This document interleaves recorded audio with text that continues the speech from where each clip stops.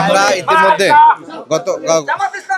গতকালকে আমরা দেখেছি যে শাহবাগে আমাদের শহীদ ওসমান হাদি ভাইয়ের বিচারের দাবিতে যখন তার সহযোদ্ধা আন্দোলন করছিল তখন পুলিশ নৃশংসভাবে হামলা করেছে।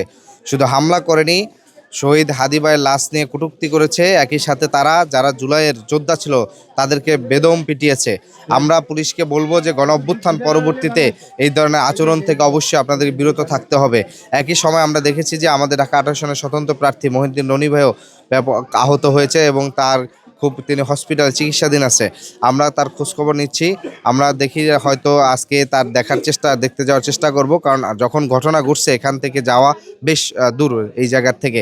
একই সাথে আমরা যখন ঘটনা ঘটেছিল আমাদের আজমপুর সহ আমাদের খালপাড়ে সেখানে বিক্ষোভ মিছিল ছিল। বিক্ষোভ মিছিল থেকে আমরা তাৎক্ষণিক সেটির নিন্দা জানিয়েছি, কারণ এই ধরনের পুলিশি হামলা কোনোভাবেই কাম্য নয়। আমরা শহীদ ওসমান হাদি ভাইয়ের হত্যার বিচার চাই। একই সাথে আমাদের যে লিফলেট করা হয়েছে, আমাদের যে ইশতেহারের প্রথম দাবি হয়েছে শহীদ ওসমান হাদি হত্যার বিচার সহ জুলাই আগস্টে সংঘটিত সকল গণহত্যার বিচার করা। অতএব বাংলাদেশে সকল গণহত্যা গুম খুমের বিচার করতে হবে। বাংলাদেশ রাষ্ট্রের মৌলিক সংস্কার করতে হবে, যেই সংস্কারের মাধ্যমে পুলিশ জনগণের হয়ে উঠবে। পুলিশ জনগণ কখনোই মুখোমুখি হবে না, ফলে গণভোটে আমাদের হ্যার জয়যুক্তের মাধ্যমে সেই মৌলিক সংস্কার হবে।